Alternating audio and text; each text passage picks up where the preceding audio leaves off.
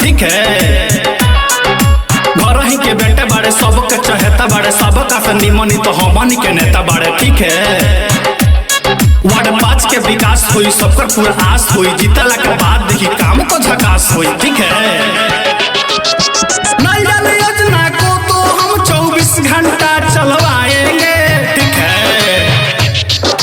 इंदिरा आवास जिनको नहीं मिला उनको भी दिलवाएंगे,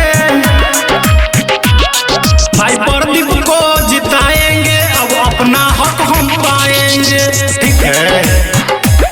भाई प्रदीप को जिताएंगे, अब अपना हक हम पाएंगे, ठीक है। मिठू राजा, राजा परसोनी।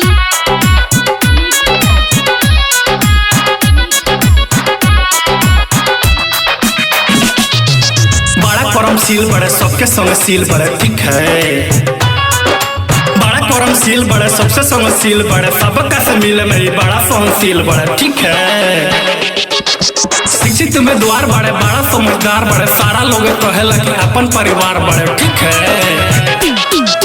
अपना गाड़ी खुद चला के फ्री में पेशेंट ले जाएंगे, ठीक है। जिनको नहीं मिला गुड पेंशन उनको भी दिलवाएंगे, भाई प्रदीप को जिताएंगे, अब अपना हक हम पाएंगे, ठीक है। भाई प्रदीप को जिताएंगे, अब अपना हक हम पाएंगे, ठीक है। मिठू राजा, राजा परसोनी।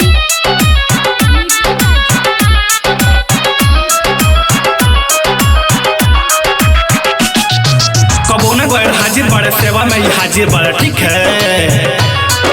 कबो न गैर हाजिर बड़े सेवा में ही हाजिर बड़े, जनता सेवा करे खातिर सबका से माहिर बड़े, ठीक है। कबो आजमा के देखी फोना वाला लगा के देखी 24 घंटा हाजिर बड़े, कबो तो बोला के देखी, ठीक है।